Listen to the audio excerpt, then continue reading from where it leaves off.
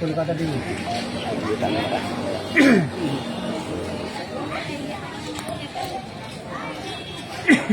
ওই সিসিটিভিটা উঠেছে।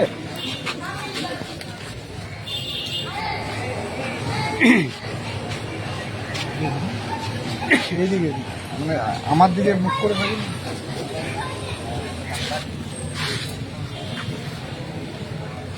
কি ঘটনাটা ঘটনাটা ঘটেছে মানে আজ সকালে তো বুঝতে পারলাম, মোটামুটি 5:30টার সময় যখন মন্দির যে ধোয়ার সময় লোক আসে, একটা নিযুক্ত করা থাকে, তিনি এসে যখন দেখলেন যে চাবিটা ভাঙা, সঙ্গে সঙ্গে আমাদের খবর দেয়। তার ভেতরেতে দেখা গেছে যে একটি ভালো মুকুট বাবার ছিল, সেইটিকে মিস্টেক হয়েছে। তার সঙ্গে একটি কলসি, পিতলের কলসি।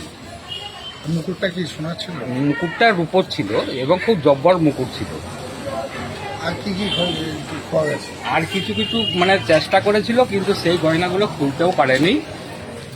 মোটামুটি এখন আপাতত এই দুটি জিনিসই গেছে। থানায় অভিযোগ জানিয়েছি?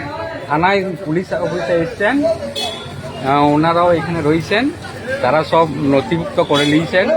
সিসি ফুটেজে সব দেখছে যে কীভাবে কি ম্যানটা কীভাবে চুরি করেছে, সেগুলোও মোটামুটি ফুটেজটা পাওয়া গেছে। এরপরে সেটা অ্যানালাইসিস করে দেখতে হবে যে সঠিক ম্যানটি কে। আমার নাম উপানন্দ বিশ্বাস, এই ঠাকুরেরই মেন সেবাই। হ্যাঁ।